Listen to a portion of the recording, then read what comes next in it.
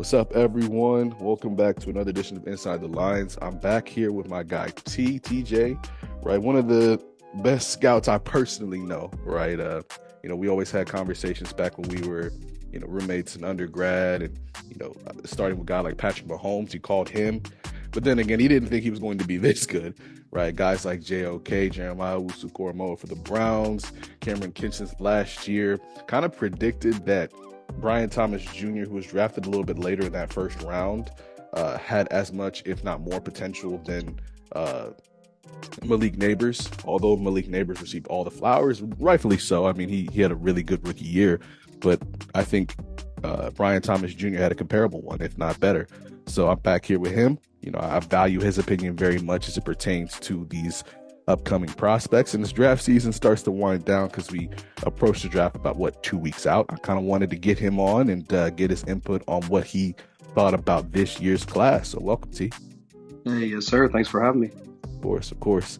So obviously, before we got on this recording, we was like, "Yo, who we gonna talk about first?" Right? And obviously, it's Shedeur Sanders, right, out of Colorado, right?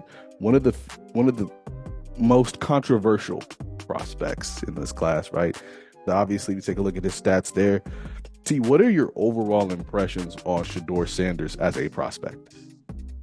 Yeah, I think I know the list I sent out to you. I had him 1A, 1B with Cam Ward, right? I think when you watch the tape, I don't really care about the offseason stuff, the pro day.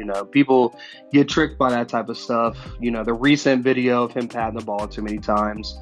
Let's be a little serious, right? It's a little easier to nitpick that way. But I think the biggest thing when you watch the tape is like he's confident, right? I think that's what you need in a QB, and what a lot of QBs in the past couple of classes have lacked. I think even at his time at Jackson State, like he came in, and I get it because his dad was coaching or whatever, but he's kind of set the culture, right? He came to Colorado, they were dead last in the Pac-12 for a long time. They were really bad. And to be able to even turn him around just a little bit and just kind of put him on the map again says a lot about him and his game too. I think his game speaks volumes as far as just kind of displaying his confidence to his receivers. I think he has kind of uplifted a lot of people around him. I mean, we don't have to speak about Let's see. I think we it. lost. He didn't have there. to uplift Travis Hunter. Travis Hunter, we already know him. He's a dog. So, am I in here? Yeah. I think you're back. Go ahead.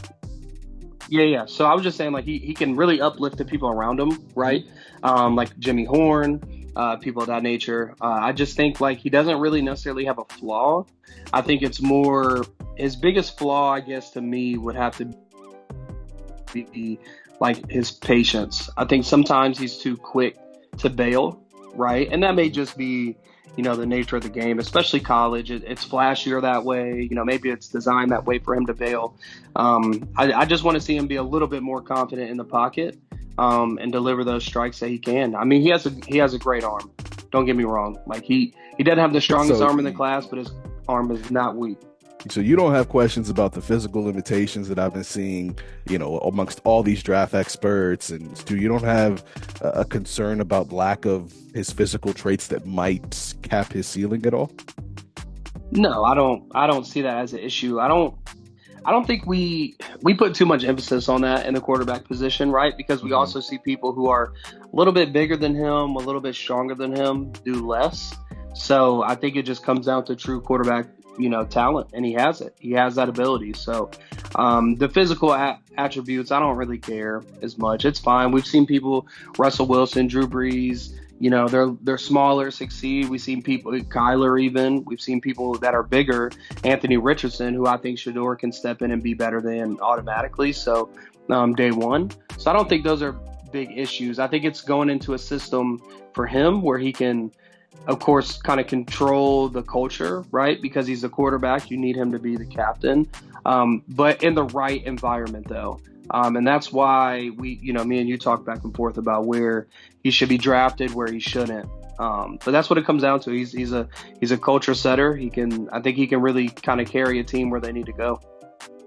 For teams specifically, I mean, for quarterbacks specifically, I think team and fit and where you go matters the most, right? I think for a guy like Shedeur, when I look at the top three, I don't know if you saw this the other day, but Louis Riddick had made a comment about, I hope he doesn't go in the top three or something to that effect. And Shedeur kind of shut it down on his own time with going on Kay Adams' show. But I would argue, and then, respectfully, Louis Riddick, but at the same time, like, I would argue with all due respect, I think the top three teams is probably the best fit for him. When I look at Tennessee, I think systems and coaching matter, right? So you look at a guy like a Callahan out in Tennessee, who's the head coach out there, who had done a lot of work with Joe Burrow, right? Now, obviously, they're all in on Cam Ward. If there's no denying, like you said, 1A, 1B, there's not really, to me, a whole lot of controversy if they were to take Cam Ward over Shedeur. But the way that I look at it is that's an offensive coach that I think could really make use of what he had in said quarterback that he brings into a prospect. Because at the end of the day, the biggest issue, and although you and I don't want to say we disagree, but we see it a little bit differently, the biggest issue for them was quarterback play, right? In a way of maybe not as much quarterback play, but wide receiver play. Like, they weren't able to get the most out of those wide receivers, whether it be because they're not talented enough, or at times I don't think Will Love is past the test. But I don't think quarterback is the issue, or I don't think that team is a dysfunctional team by any stretch, right? Same with the Giants. The Giants had a really good defense last year, right? But they could not get consistent or competent quarterback play consistently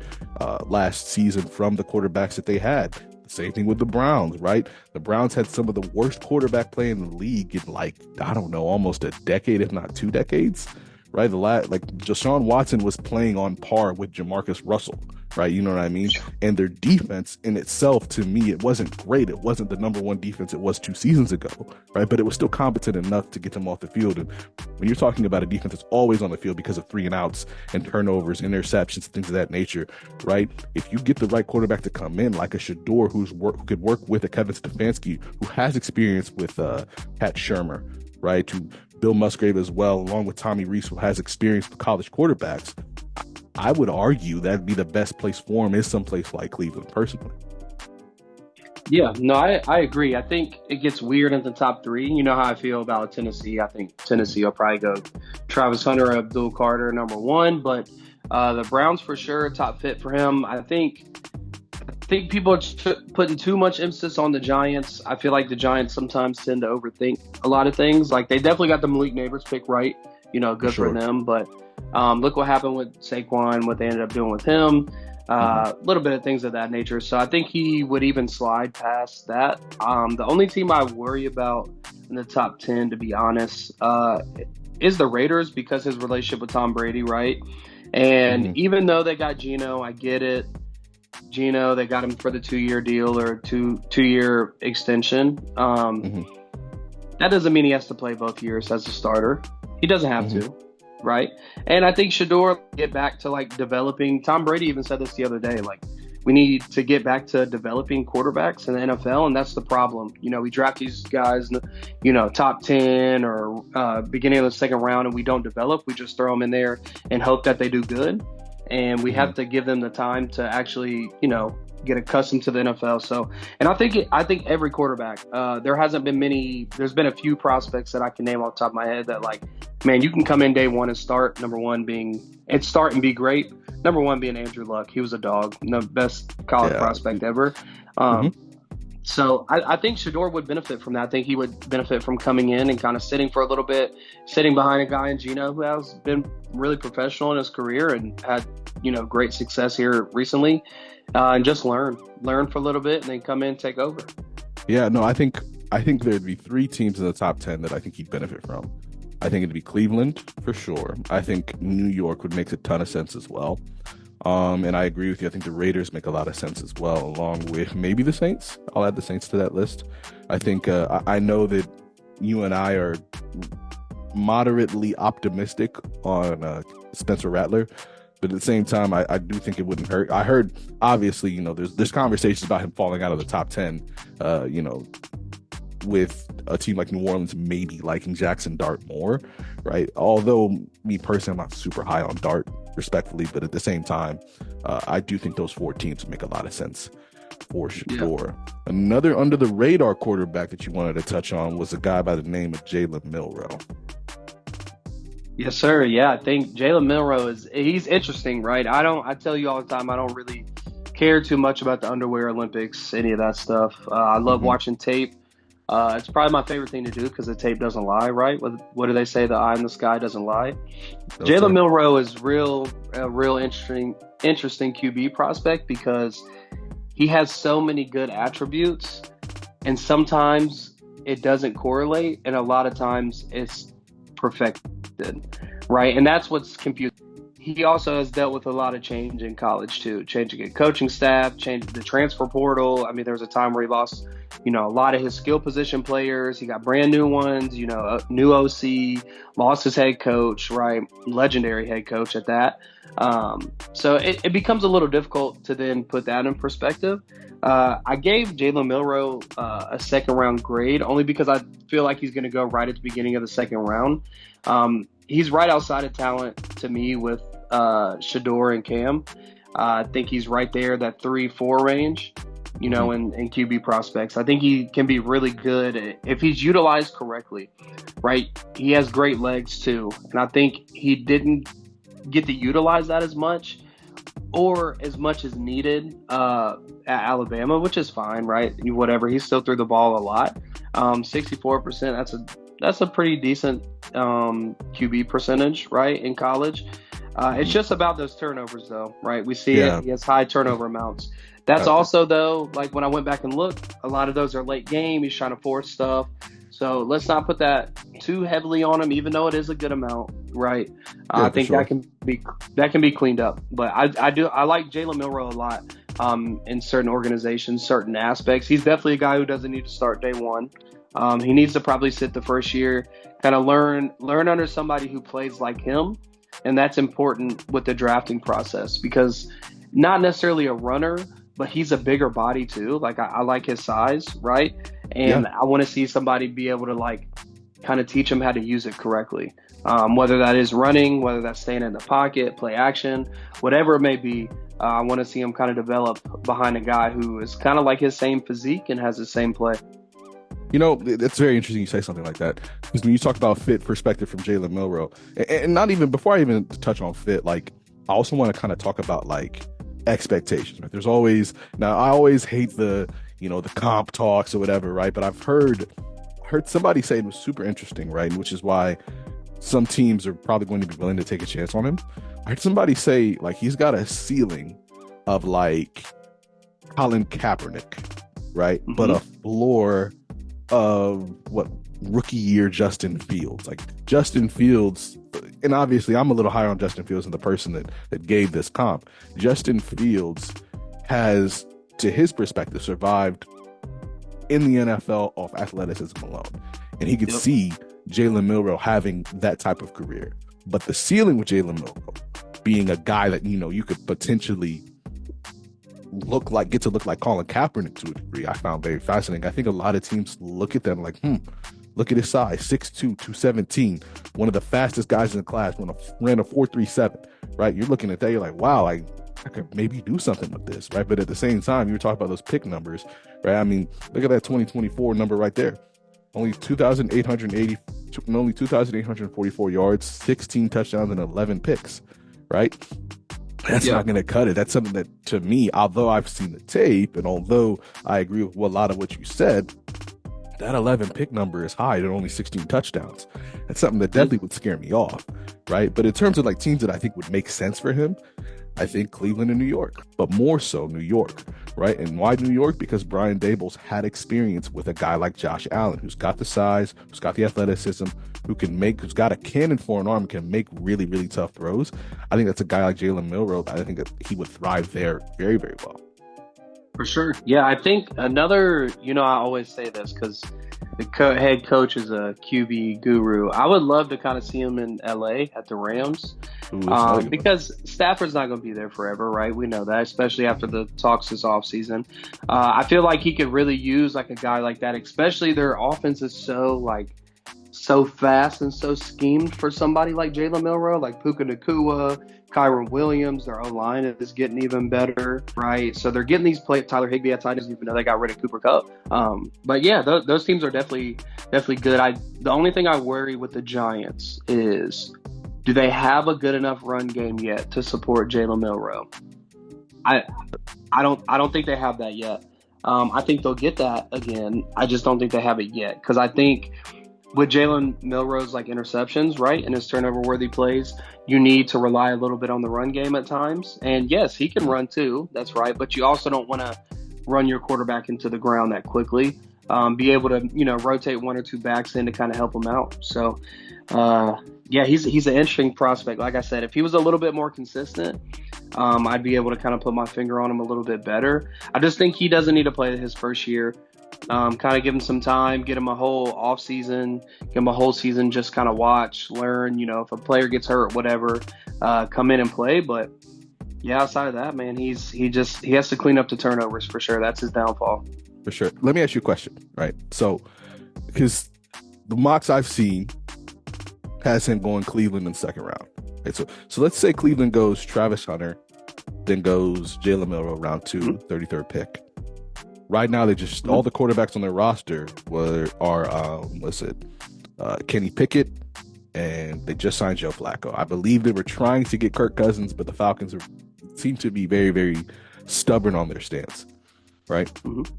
With that being the case, if you're the Browns, because this is a situation, because in New York, for example, he's sitting the whole year. Russell Wilson is a starter, and Russell Wilson isn't the starter. Guess who's got the backup? Jameis Winston's got the backup. But if you're the Browns, and you're sitting here like, okay, we just drafted Jalen Milroe 33. Joe Flacco has not played a full season of football. I want to say it was sometime when we were in undergrad, like 2017, maybe 20, like something to that effect. So you're probably not getting a full season out of Joe Flacco. Do you roll out Jalen Milroe when you start to see the degradations of Joe Flacco? Or do you say, nah, we got to go with Kenny Pickett? Yeah, that's tough. You really have to, as a coaching staff at that point, it's more about trust, right? And what you see fit. I think you guys have like enough skill players to be able to maybe mask some of his inconsistencies, especially if you take Travis Hunter at 2. If I'm Jalen Milroe, it's give the ball to Travis Hunter, Jerry Jeudy. Don't look back. David Njoku is still there too, right? That's a very tight end. I'm of the mind they're drafting a tight end this year, or this draft as well, right? Yeah, cough, cough, Harold Fannin Jr., but I digress. We'll talk about that later. Yes, sir. Yes, sir. But yeah, you have the skill players, right? So yeah, I think if you see that downfall, like you have to bring Milroe in. I think Kenny Pickett was more just insurance, a guy who has been a starter, not great, but like he started before. So you got to bring him in there for a little bit of just insurance, just in case, stuff hits the fan. But yeah, I think you would have to roll Milroe out at that point. So Gotcha. Last quarterback here, but this is a guy we're both very high on, right? Mm-hmm. And Will Howard, right? Will Howard, what do you see as his potential career arc to whatever team drafts him, and what team do you think would fit him the best? Ooh, I thought about this for a long time. I'm not comparing him to Josh Allen by any means. He has the size of Josh Allen, but if I had to like truly think about what he could be, I think the closest thing probably is like a Ryan Fitzpatrick, right? I think he kind of come in and start when needed later on down his career, or be a backup, as insurance or whatever it may be. I think he can be electric. I don't really care about the combine, whatever. Like, I'm gonna be honest, he did look a little. He looked a little overweight. He just won a national championship. He looked. There was not a season in college that he didn't look great outside of his freshman year. But like, whatever. He looked good. He looked good his last year at Kansas State. He looked great at Ohio State. A 73 completion percentage as a QB. His arm was not a factor. I don't even know why everybody's still talking about that. The tape doesn't lie. His arm was great. He could be very on point with his throws. The only thing that he was bad at, that he got better at throughout the season, was like time management as a QB. We saw that in the first time they played Oregon, right? A little jitter at the end of the game. Couldn't get down quick enough, but yeah, man, I think he's going to be fine. I think he'll go in the later rounds, like probably third roundish. But he'll be fine, man. He's going to have to just sit and learn, and that's fine. Like, whatever, not throw him in, especially at arguably the most important position on the field at quarterback. So don't fail your guys, right? Draft them, kind of uplift them, develop them, and then play them. I feel that. I think when Will Howard, and I'll make this final point, Will Howard to me, a lot of people kind of are like, oh, well, it's easy for him to look good when he's throwing to a guy like Jeremiah Smith. True. I'm not gonna disagree, but at the same time, I think you want to look at how well Will Howard played. I think you have to kind of look at a guy like Emeka Ibuka. At the same time, when I look at how well or how good of a season Emeka Ibuka had, especially in those last two games, those playoff games when teams decided, okay, Jeremiah Smith is not going to be the reason we lose this game, right? When they made that decision, Emeka Ibuka stepped up really, really in a really big way, right? And I think Will Howard, I was looking at some throws that he made in those games, like, man, he put it right on the chest plate. Accuracy, to me, it's not a concern with him, right? I think he can make all the throws. I think there is a question about arm talent per se. I think there are questions about his arm strength. I do think on some of the throws, when I was watching some of the tape, Jeremiah Smith did have to kind of like stop or come back to the ball a little bit on some of his throws. But at the same time, like, I just don't think it's going to be a crazy concern, because at the end of the day, if he needs to push the ball down the field, he can, right? So I definitely think Will Howard has a promising career ahead of him. But that's going to do it for this edition of our draft preview, or draft prospects outlook, if you will. This was just the quarterbacks, right? We're going to do other position groups going forward, but this was just the quarterbacks. Let us know what you think in the comment section below. Which quarterback prospects you like more, which ones are underrated, which ones you might think actually are overrated, right? Leave a like, leave a comment in the comment section below, and subscribe, and we'll see you next time. And until next time, we hope you keep it inside the lines.